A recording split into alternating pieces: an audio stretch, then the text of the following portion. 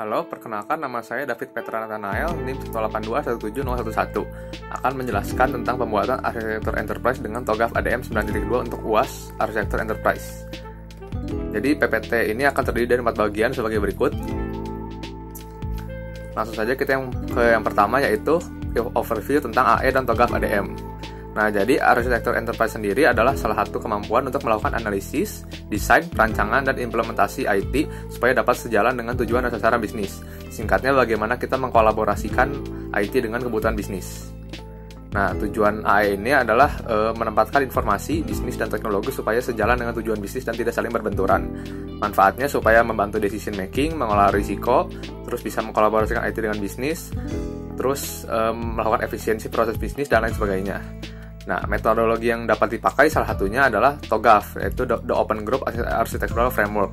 Kita juga dapat menggunakan metodologi lain sebagai berikut, tetapi di sini akan dipilih TOGAF. Nah, TOGAF sendiri adalah salah satu metodologi pengembangan AE yang berbentuk High Level Framework. Nah, ini tuh digunakan dalam proses pengembangan IT yang sistematis. TOGAF ini memastikan penggunanya menggunakan satu bahasa yang sama, sehingga menggunakan alignment antara bisnis dan IT. Nah, TOGAF ini memiliki banyak versi. Yang paling baru adalah yang 9.2. Spesifik pada IT TOGAF, ada ADM. ADM itu Architecture Development Method, yaitu proses iteratif yang menggambarkan life cycle dari pembentukan arsitektur enterprise. Nah, terdapat 10 proses sebagai berikut. Kemudian, kita masuk ke bagian yang kedua dan sekaligus yang ketiga, yaitu bagaimana membuat arsitektur enterprise beserta dengan case study-nya untuk perusahaan House of Smith. Jadi House of Smith sendiri adalah salah satu perusahaan clothing di Bandung yang menyediakan berbagai macam jenis pakaian kekinian untuk para kalangan anak sekolah dan mahasiswa. Nah, mereka melakukan produksi sendiri dan bekerjasama dengan vendor sablon untuk melakukan sablonnya. Nah, untuk melakukan case study ini terhadap pembuatan AE-nya terdapat 5 fase saja. Dari 10 tadi hanya dilakukan dari prelim sampai fase D. Nah, kita langsung masuk saja ke yang pertama, yaitu preliminary phase.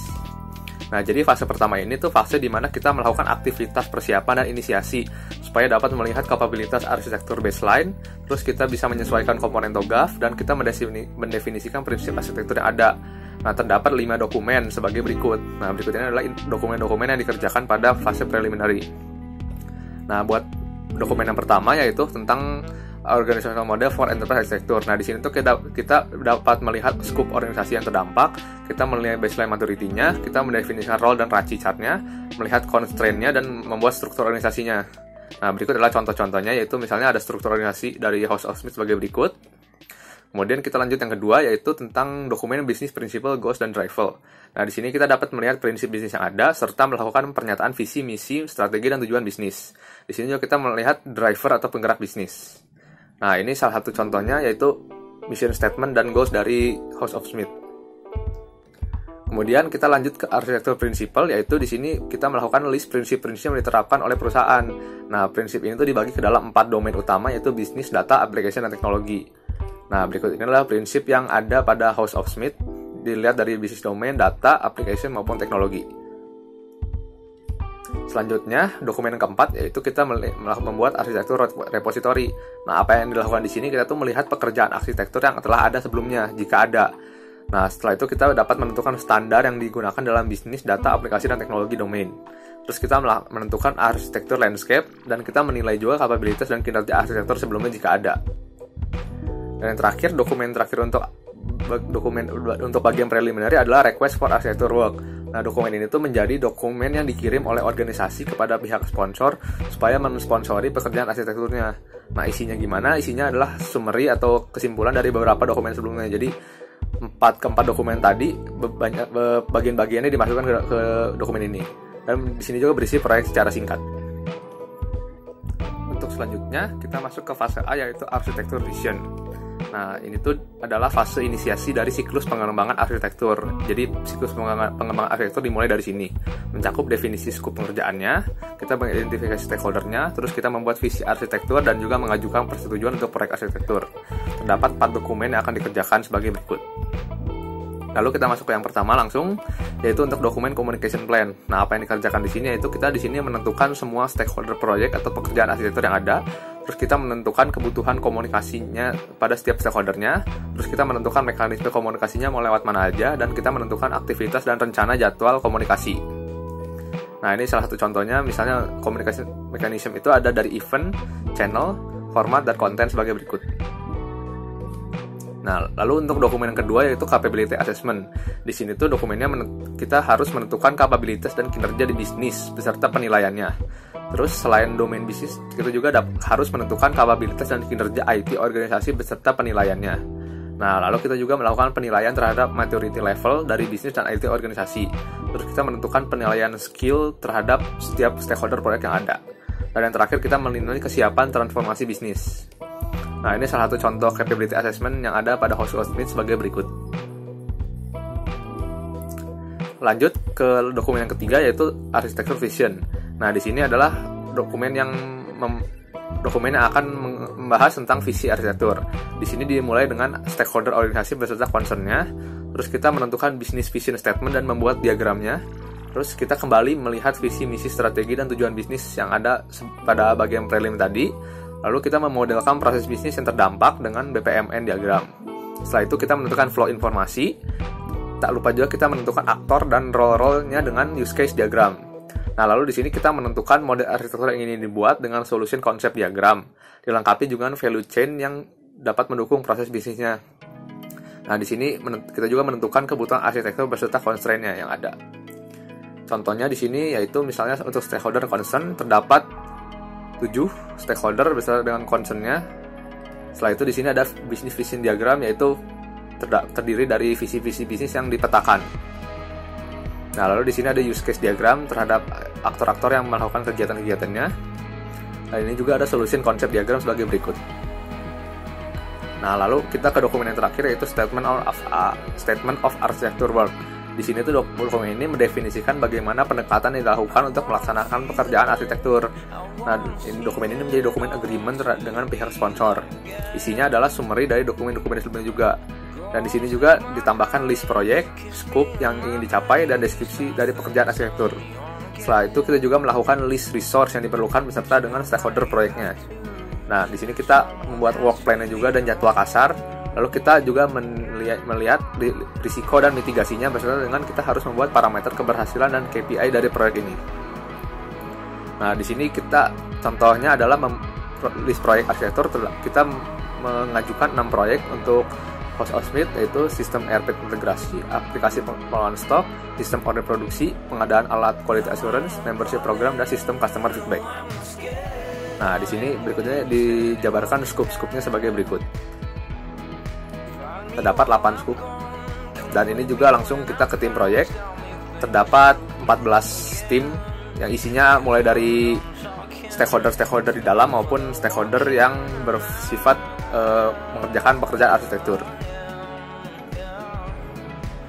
Selanjutnya adalah fase B, yaitu bisnis arsitektur. Nah, fase ini kita memulai fase pengembangan arsitektur untuk domain bisnis, untuk mendukung visi bisnis yang telah ditentukan. Nah, sebenarnya di mulai fase B sampai D ini ada 3 dokumen yang dikerjakan, tetapi saat ini yang menjadi fokus baru dokumen saja. Nah, yang akan menjadi fokus yaitu arsitektur definition dan arsitektur requirement specification. Lalu untuk arsitektur definition yang pertama, nah di dokumen ini kita mendefinisikan kembali scope proyek, tujuan, sasaran, dan constraint bisnis. Terus kita melihat stakeholder dan concern-nya. Kita melihat kapabilitas perusahaan beserta dengan prinsip-prinsip yang ada dan risiko dan mitigasinya. Setelah itu kita mulai membuat baseline bisnis arsitektur dalam bentuk konseptual, yaitu business function dan service. Terus kita membuat baseline bisnis arsitektur logikal, yaitu dalam bentuk BPMN dan DFD, dan fisikal, yaitu model organisasi, serta dengan cross-reference atau hubungan setiap domain bisnis tersebut. Kita juga menentukan target dari bisnis arsitektur dari setiap domain, yaitu konseptual, logikal, fisikal, dan cross-reference-nya juga. Setelah itu kita juga harus menentukan justifikasi pekerjaan proyek arsitektur yang ada, dan kita memetakan arsitektur dengan repositori yang sudah ada sebelumnya. Nah, ini adalah konseptual bisnis arsitektur pada HostSmith. Di sini sudah diberikan target bisnis function dan target bisnis service-nya, ditandai dengan warna yang berbeda sebagai berikut. Setelah itu ini logical business architecture yang terdiri dari konteks diagram. Lalu ini ada DFD level 0 dari salah satu proses bisnisnya. Dan ini ada DFD level 1 dari salah satu proses bisnisnya. Setelah itu di sini ada BPMN diagram untuk salah satu proses bisnisnya. Ada BPMN untuk proses bisnis yang lain, dan ini juga BPMN untuk proses bisnis yang lain. Terdapat 3 proses yang terdampak pada arsitektur yang akan dibuat. Setelah itu kita melihat physical business arsitektur sebagai berikut. Kita melihat proses-proses yang akan terjadi dalam pembuatan arsitektur sebagai berikut, lalu dipetakan seperti berikut. Setelah itu kita lanjut ke dokumen yang kedua, yaitu Architecture Requirement Specification. Nah, di sini kita mulai mengisi atau menyicil kebutuhan arsitektur pada domain bisnis dulu. Kemudian kita mengisi constraint, asumsi, dan parameter keberhasilan arsitektur untuk domain bisnis terlebih dahulu. Berikutnya kita langsung masuk ke fase C, yaitu Information Architecture. Nah, fase C ini adalah fase pengembangan arsitektur informasi yang mendukung visi bisnis. Nah, fase ini terdiri dari 2 domain langsung, yaitu data dan application arsitektur. Di sini progres yang dilakukan adalah melengkapi kedua dokumen yang telah diisi sebelumnya. Nah, dokumen yang dilengkapi yaitu tentunya arsitektur definisi dan arsitektur requirement specification. Untuk arsitektur definition, kita mulai membuat baseline data arsitektur dalam bentuk konseptual, logikal dalam bentuk ERD, fisikal dalam bentuk sequence diagram, dan cross reference atau hubungan setiap domain data. Terus kita membuat baseline application arsitekturnya juga dalam bentuk konseptual, logikal, fisikal, dan cross reference-nya. Setelah itu kita menentukan target data arsitektur dan target application arsitektur yang ingin dibuat. Nah, berikutnya adalah konseptual data arsitekturnya sebagai berikut. Ini adalah logical data arsitektur dalam bentuk ERD, dan ini adalah physical data arsitektur dalam bentuk sequence diagram. Terdapat 2 sequence diagram di sini beserta dengan penjelasannya. Setelah itu ini adalah konseptual application arsitektur. Terdapat perbedaan antara service lama dan service baru yang ingin ditambahkan pada application arsitektur. Untuk logikalnya adalah sebagai berikut.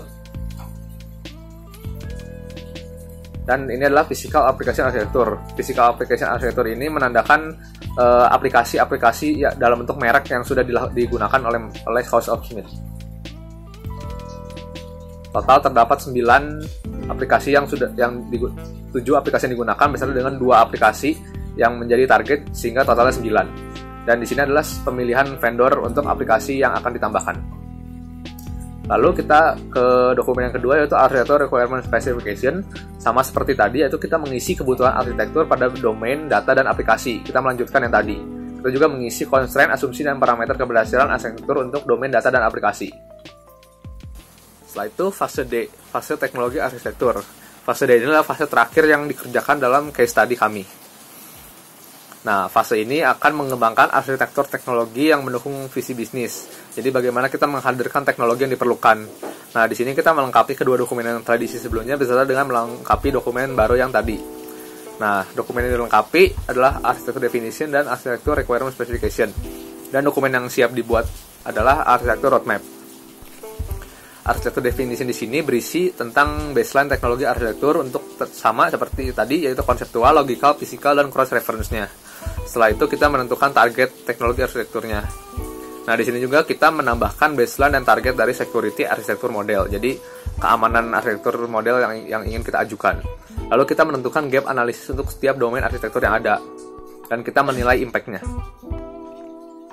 Nah, berikutnya adalah konseptual teknologi arsitektur yang ada pada House of Smith, ditandai dengan servis lama dan servis barunya. Lalu ini logical teknologi arsitekturnya.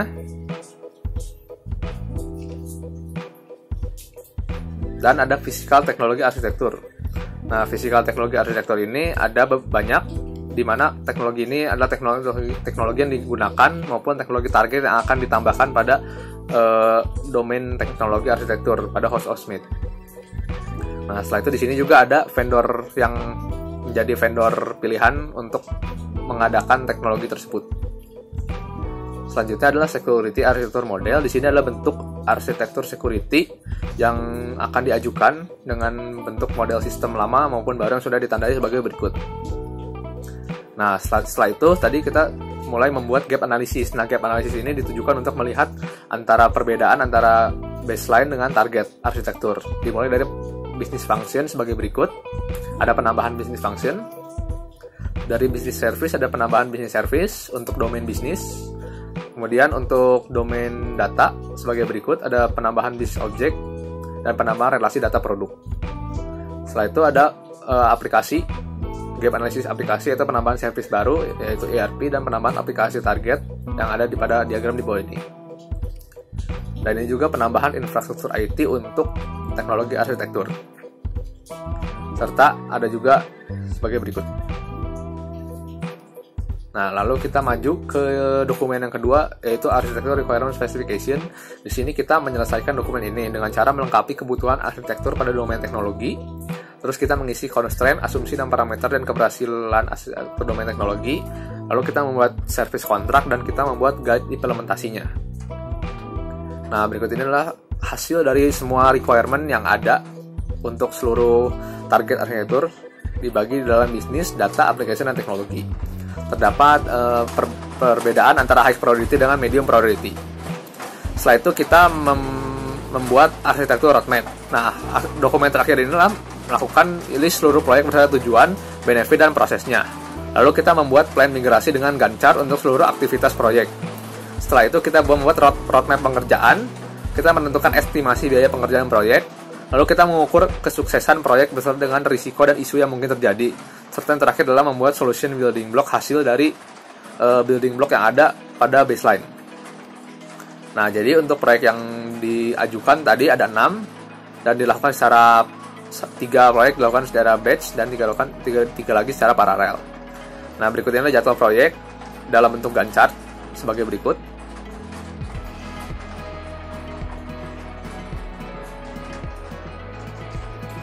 Lalu ini adalah plan roadmap untuk perubahan dari current state menjadi to be state, dibagi ke dalam 7 domain, yaitu bisnis, data, application, dan teknologi, serta dengan people, proses, dan teknologi usage-nya. Dan yang ada di dalam sini adalah aktivitas-aktivitas proyek. Setelah itu berikutnya adalah total estimasi biaya dari 6 proyek utama beserta dengan 2 proyek penunjang yang didetailkan sebagai berikut. Dan ini yang terakhir adalah solution building block yang ada, yaitu bagaimana kita membuat solusi atas masalah-masalah yang sebelumnya terjadi sehingga menghasilkan target dari yang sebelumnya baseline. Nah, solusi ini dibagi ke dalam 8 building block, yaitu proyek-proyek yang ada beserta dengan deliverable-nya. Untuk fase pengerjaan arsitektur untuk case study setelah selesai sampai fase D. Namun di sini tetap akan disertakan summary sedikit tentang fase E sampai H yang ada pada TOGAF ADM. Nah, fase E ini maksudnya dibilang opportunities dan solution, yaitu fase di mana kita melakukan evaluasi model dan solusi yang sudah diajukan. Nah, kita melihat prioritas proyek dan pemilihan proyek. Dari 6 proyek yang ada tadi, kita akan memilih salah satu saja. Nah, setelah itu kita melakukan fase F, yaitu migration planning. Di sini kita kembali menganalisis risiko, biaya, dan jadwal proyek yang sudah dipilih sebelumnya, serta persiapan migrasi ke arsitektur baru dalam bentuk migration planning seperti roadmap yang telah dilihat sebelumnya. Nah, selanjutnya adalah fase G, itu implementation governance.